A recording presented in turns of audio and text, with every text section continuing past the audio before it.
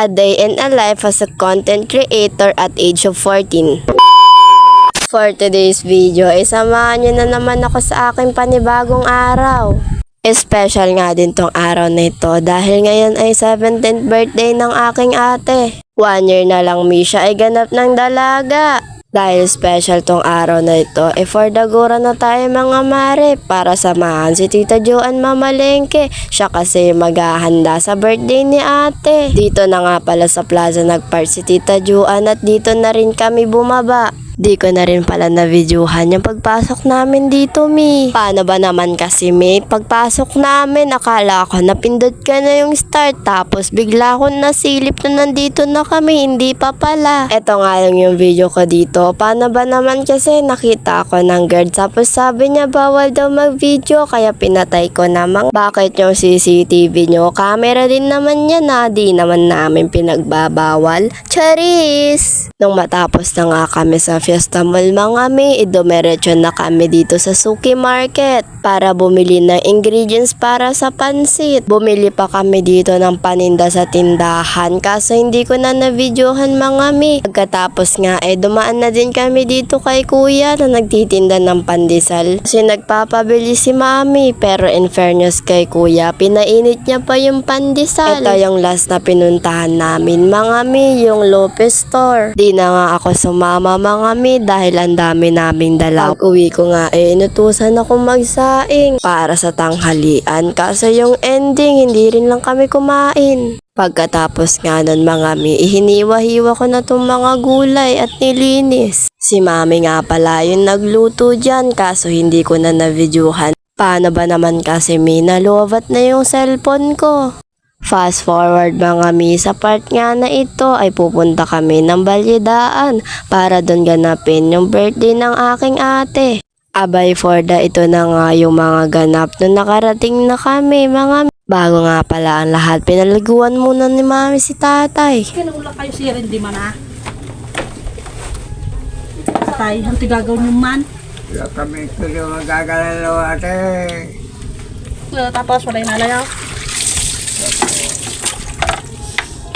Pinuntan nyo rin isa tayo sa tiyan.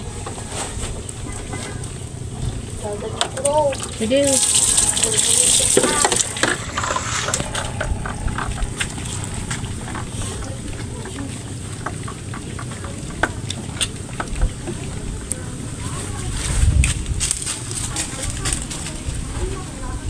Yung pati yung pandesal nakakapunta dito.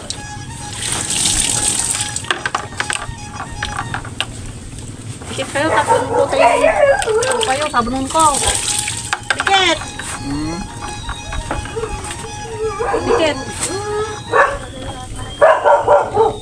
Sikit kayo labat ha?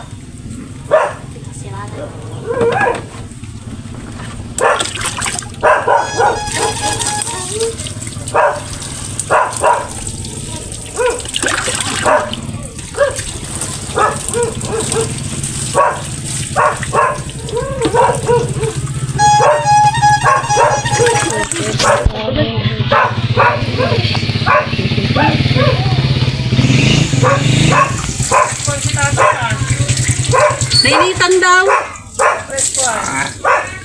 Nainitan daw.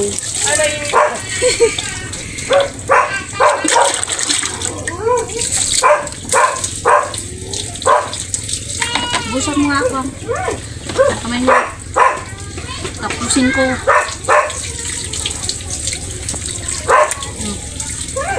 Sakit sa likod. Ito pang kabila.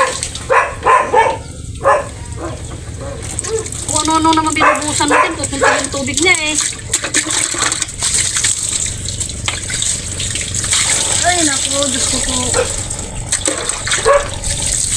Ayaw kong umabot ng ganitong edad oh.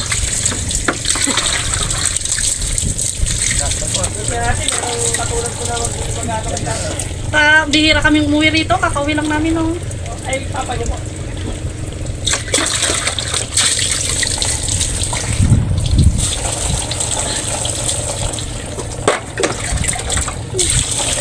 Umaga ka dapat nagtitinda niyan.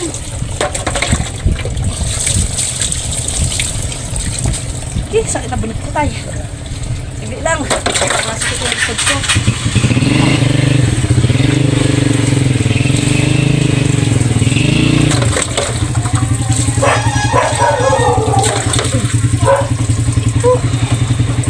Ayaw magayon.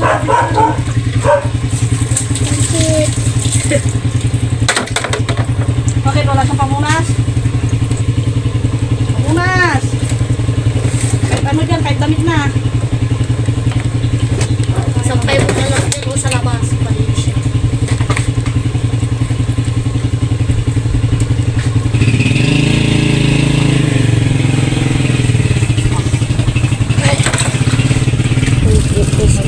Sa part nga na ito, inutusan kaming maglagay ng tubig malamig. Ering at habang nag-iihaw si Tita Juan, tamang chismisan lang din silang magkakasama. Inutusan na nga rin ako magprito ng Shanghai. So for the ito na nga pala yung kinalabasan ng mga ginawa namin. Slash handa ni ate. Di ko na rin pala na-videohan yung kumakain kami. Paano ba naman kasi mare in-enjoy kong kumain. So yun lang for today's video. Thank you for watching.